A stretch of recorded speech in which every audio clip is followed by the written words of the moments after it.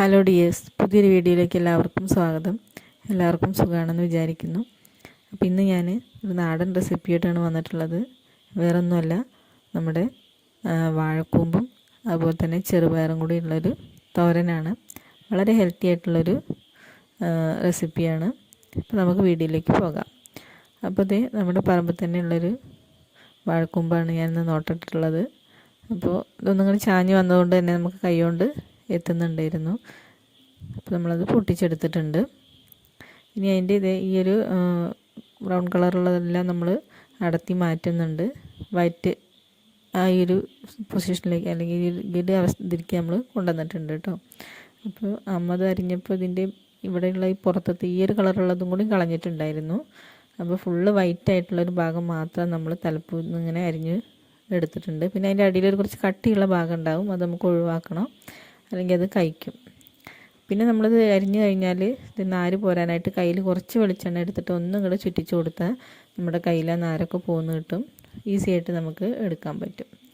അപ്പോൾ പിന്നെ നമ്മൾ കഴുകുന്നൊന്നുമില്ല, നമ്മൾ എടുക്കുന്ന സമയത്ത് തന്നെ ഫുള്ളി കഴുകിയിട്ടാണ് നമ്മളത് അരിഞ്ഞിട്ടുള്ളത്. പിന്നെ കഴുകുന്നില്ല. പിന്നെ നമ്മളിത് ഒരു കൊണ്ടുള്ള ഒരു പാനിലേക്ക് നമ്മളിതുപോലെ കുറച്ച് കടുക് ഇട്ട് കൊടുത്തിട്ടുണ്ട്.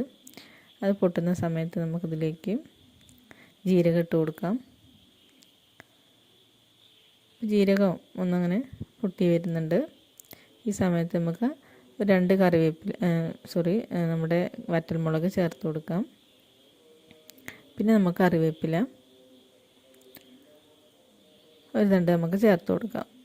എല്ലാം ഒന്ന് പൊട്ടി വരുന്ന സമയത്ത് കുറച്ചധികം ചെറിയ ഉള്ളി, ഒരു 10-15 ഉണ്ടാവും ചെറിയ ഉള്ളി, നമ്മളിതുപോലെ അരിഞ്ഞ് നമ്മളതിലേക്ക് ഇട്ട് കൊടുക്കുകയാണ്. ചെറുള്ളിക്ക് പകരം ഇനി വലിയ നമ്മുടെ സവാളയായാലും കുഴപ്പമൊന്നുമില്ല, ചെറുള്ളിയാണെങ്കിൽ ഒന്നുകൂടി ടേസ്റ്റിയാണെന്ന് മാത്രം.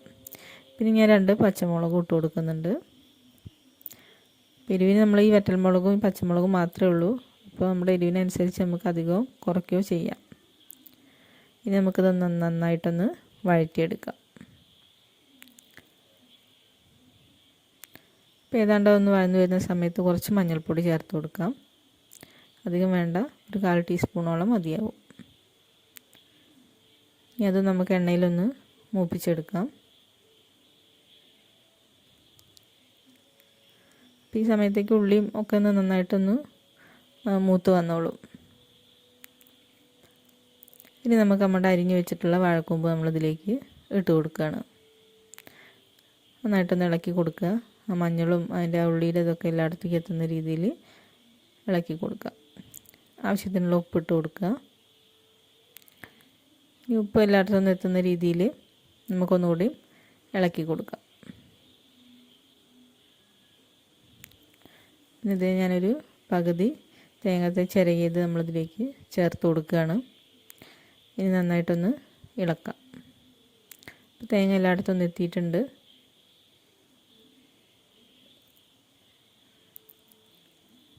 ആവിയൊക്കെ വരുന്ന സമയത്ത് നമുക്കിതൊന്ന് അടച്ചു വെച്ച് ഒരു 4-5 മിനിറ്റ് ഇതൊന്ന് അടച്ചു വയ്ക്കാം. അപ്പോഴേക്കും നല്ല ആവിയൊക്കെ വന്ന് ആവിയൊക്കെ ഇതിലേക്ക് ഇറങ്ങാൻ തുടങ്ങിയിട്ടുണ്ടാകും. ആ ആവിയിൽ തന്നെ ഇത് വെന്തോളും.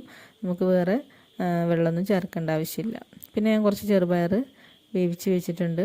ചെറുപയറും തന്നെ വല്ലാതെ ഉടയാതെ നമ്മളിതൊന്ന് വേവിച്ചെടുക്കാം.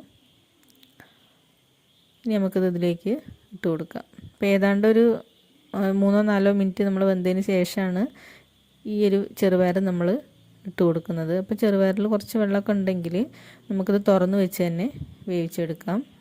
പിന്നെ ഞാൻ ചെറുപയറിൽ ഉപ്പിട്ടിട്ടുണ്ടായിരുന്നില്ല. അപ്പോൾ ഈ സമയത്ത് കുറച്ച് ഉപ്പും കൂടി ഇതിലേക്ക് ഇട്ട് കൊടുക്കുകയാണ്. ഇനി നമുക്ക് നന്നായിട്ടൊന്ന് ഇളക്കാം. പിന്നെ അടച്ച് വയ്ക്കുകയും ചെയ്തിട്ടില്ല, നമ്മൾ തുറന്ന് വെച്ചിട്ട് തന്നെ അതിലെ വെള്ളമൊക്കെ ഒന്ന് വറ്റി വരുമ്പോഴേക്കും നമ്മുടെ തോരൻ റെഡി ആയിട്ടുണ്ടാവും. അപ്പോൾ ഇത് നമ്മളിനി ഓഫാക്കുകയാണ്. വെള്ളമൊക്കെ വറ്റിയിട്ടുണ്ട്, എണ്ണ മാത്രമായിട്ട് തെളിയാൻ തുടങ്ങിയിട്ടുണ്ട്. അപ്പോൾ ഇത്രയാകുമ്പോഴേക്കും നമ്മുടെ വാഴക്കൂമ്പ് തോരൻ റെഡി ആയിട്ടുണ്ടാവും. അപ്പോൾ വീഡിയോ ഇഷ്ടമായെങ്കിൽ ലൈക്ക് ചെയ്യുക, സബ്സ്ക്രൈബ് ചെയ്യുക. Thank you.